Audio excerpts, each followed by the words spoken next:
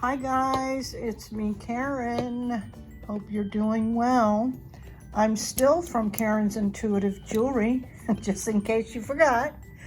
I took a few days off because my neck was acting up and I needed to give it a rest, even though, as you can tell, and if you can't tell, I do the majority of my wire wrapping projects from my recliner so that I can support my neck. So I figured I'd try to finish up, or at least continue with the series of some simple beginners wire wrap bracelets. So we'll start off. Here I'm going to do something a little bit different, but I wanted to show you I'm trying a different wire. This I think I got at Hobby Lobby, which I never go in there, but I didn't want to wait to place an order just for a couple of rolls. So I ran in there just to see what they had and thought I'd give this particular wire a try, and I guess the name of it is On a Wire. So I'm going to be using a 16 gauge, tarnish resistant, dead soft, vintage bronze, and it's just round wire. And then I'm going to be using the same specifics, but a 26 gauge in the vintage bronze. And you can see the price is a lot different. It was like $6 for 30 yards, and there's three feet in a yard, so that's 90 feet. Whereas with Parawire, I think that averages about $8 and you get 200 feet. So quite a difference. But this is from a local shop. Using my Xuron tools and possibly my Stepped Bail making plier, and then nylon jaws, and of course always have my little measuring tape. So we're going to do a little bit different. As you can see, this is a 16 gauge. Usually I have been using 18, but these are also a bigger bead. These are 8mm, and they're Tree Agate. So aren't they pretty? I thought they would go real nice with the vintage bronze color. So, and they fit. I tried them already, because typically if you go higher up in your gauge, you probably will have to go higher up in your bead, so the bead hole is better. So we're going to start again with about 10 inches. I'm going to straighten and cut it off. And again, I'm going to go ahead and do what I've been doing, which is make a closed wrap loop. So this is about 1.25 inches, 1.5 inches down. Do a 90-degree angle. I'm going to use the 4th largest on the Stepped Bail making plier, and you just put it in as such. Bring your wire up and over. You can then turn your plier, cross this over, and then I will take it off and wrap this part.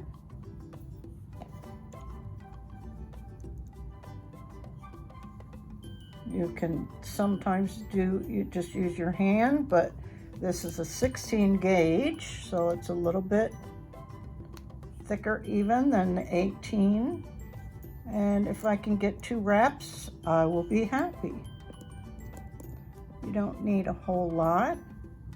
And you can do an open loop if you choose. But for purposes, I'll go ahead and cut that little bit off there. And make sure this is scrunched together and scrunched down. Okay, basic closed closed loop. And you can straighten it.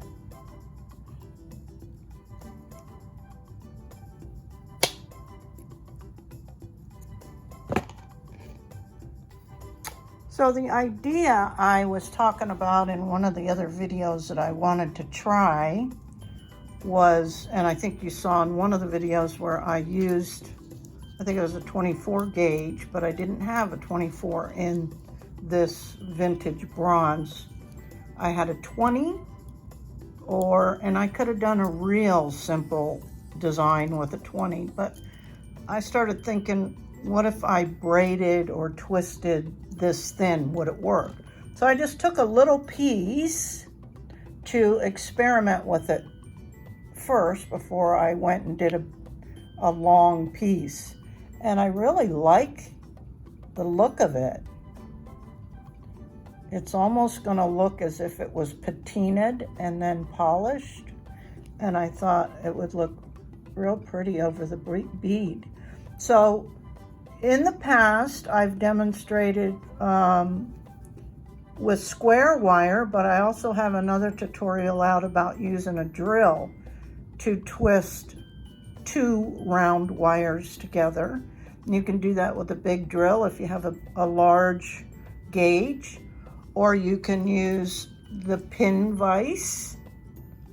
These come in handy, but again, I would only do shorter things because it'll take much longer. You can also just use two pliers and twist, but again, that's going to take you a little while.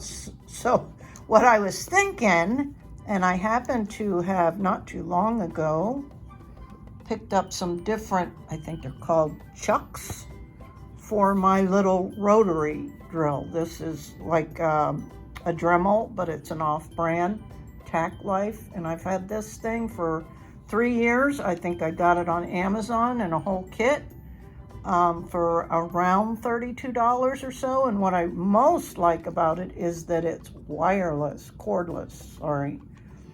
Because I originally got this because I was working with the broken china and I was using it around water. So having anything electric around water made me nervous. So that's why I bought this. But anyway, I bought a different chuck that have these much smaller ones that I think will be fine to go ahead and put this real thin gauge in. So I'm gonna measure off 24 inches and then fold it in half, okay? So I folded it in half, and I actually think this came out to be about 28 inches total, which is fine. But I folded it in half and took the 2 ends and put it down into the chuck and then tighten that up. Give it a little pull, it's not coming out. And then I'm gonna put this one end, open end, on the round nose and hold it. And then I'm gonna slowly start to, I'm gonna turn the speed down actually. Whoops. Hang on. I didn't get a chance to turn that down. So this drill is a little bit different than a handheld drill because that you have control over the speed, so to speak. This only has a turn it on, turn it off. So when I turned it on, it was about the middle. It zoomed and started to twist and then broke off. So I wasn't ready for it, which it did quite a bit in that instant. but I wasn't prepared. I wasn't ready. So let's try that again. And hopefully I can stop it before it. Whoa. Yeah, see how quick that was? Not even a second. Okay, so I'm gonna open the chuck up and pull the end out and put that aside.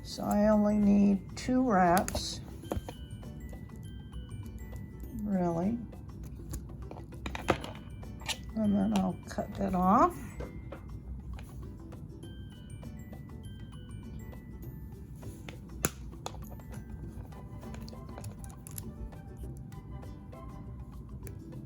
Push that down into the groove.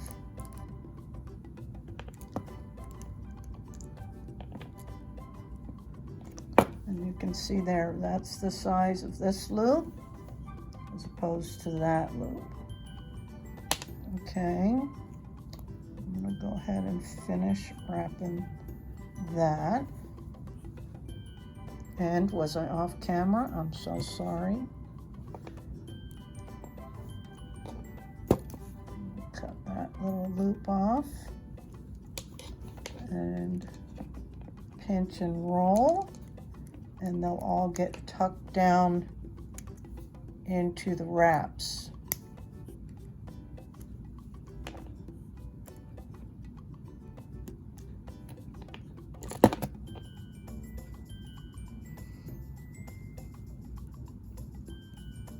And you can manipulate these easily.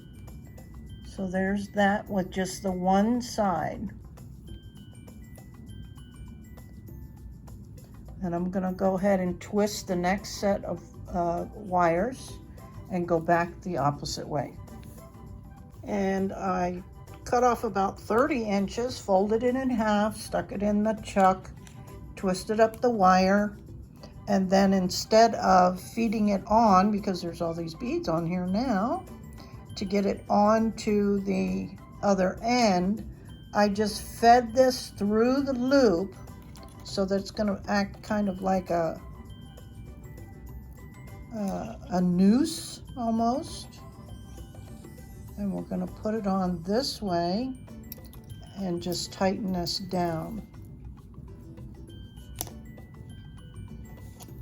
I think that'll be fine.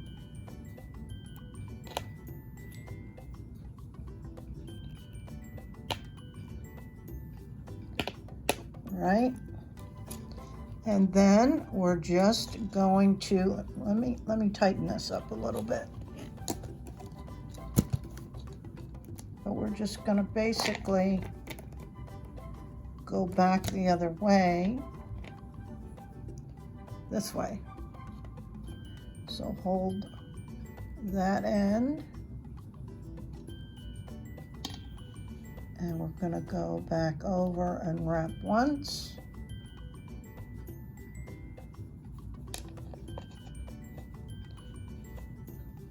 Make sure we've got this on this side, and over, and wrap once, and over, and wrap once. And then you can always adjust these. Cute. Okay, I'm going to finish that up and I'll be back. And now that we've reached the end, you just wrap it a few times, cut it off, tuck it in.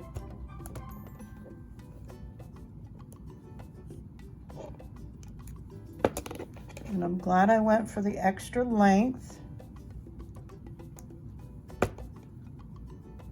And look how cute that is.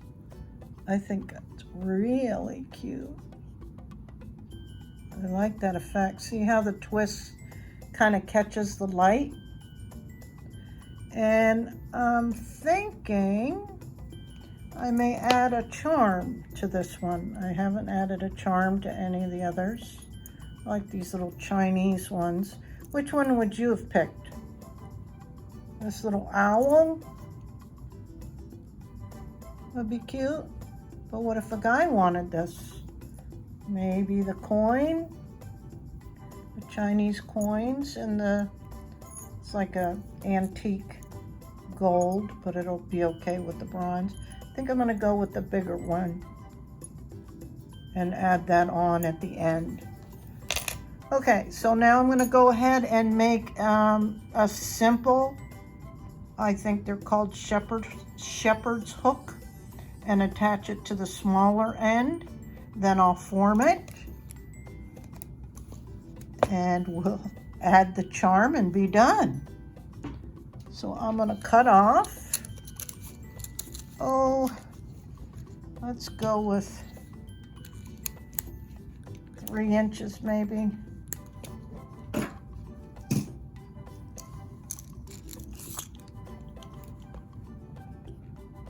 3 inches.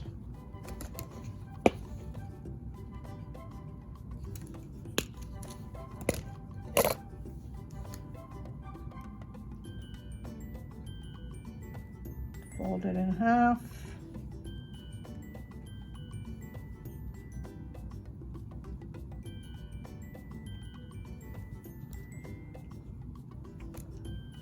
Remember, go gentle with this. You don't want to mar. Let's see if I can get it going. These aren't as easy as people make them look. I've learned, because the wire wants to cross. Just keep at it. Go slow. Little compressions, and of course the fatter the wire,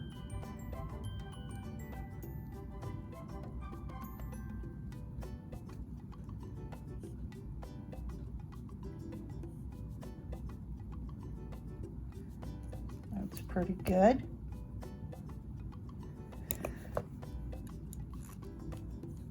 Smush that down. Oh, I was gonna do a simple one, wasn't I? Oh, sorry guys, I'm losing my mind. Let's see if I can do this with this thicker gauge. I want the round nose.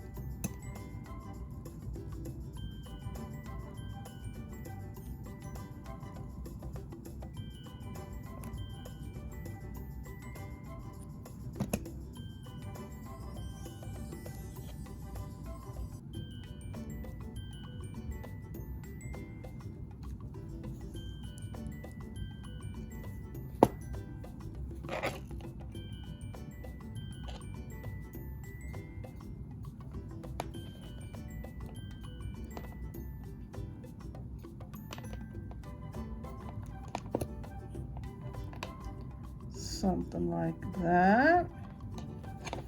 And pinch it down a little bit better. Sorry if it's blurry. Just want it to touch itself so it doesn't come off. And again, just like with your pinching this together, go slow when you're doing this kind of stuff so you don't overbend it. So that looks okay. That wasn't what I was going to do after I told you guys, but it worked. Oh, sorry. Just knocked the camera. Here's my trusty little bracelet mandrel. And we're just gonna wrap it around gently. And you can do that before you add the clasp. Get something like that, and then you can finish it off if you like more of an oval look. I do, but I usually form it when I get it on there. And you can always play with these crisscross wires if they come out of the alignment you like. They're easily fixed. You just bring it around, right? So let's see.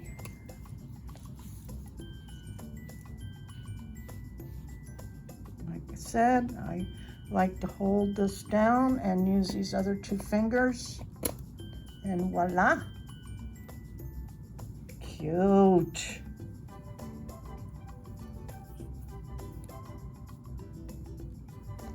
I could add, I think I will, put that little jump ring on this end so it'll lay flatter.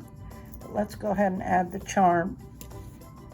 Okay, so I fixed that with adding a little jump ring so it lays a little nicer. I closed it up a little bit and added the little charm. Let's go ahead and put it on. Like I said, I like to brace my arm, use my index finger to kind of hold that down, and then with my thumb and middle finger, I can easily manipulate the hook, getting it off and getting it on. So there's that one, guys. I like that twisted wire. I think it turned out cute. What do you guys think? Oops.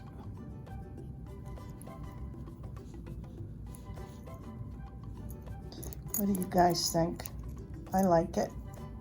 I had to use a bigger jump ring to go around those beads, but there you have it. Another simple beginner's bracelet, wire wrap bracelet. Cute, cute, cute. What do you guys think?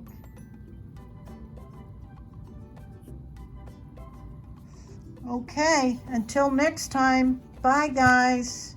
Appreciate you. Like and subscribe. Oh, and share too. I'm on my way to 1,000 subscribers. Woohoo! I appreciate you. Bye.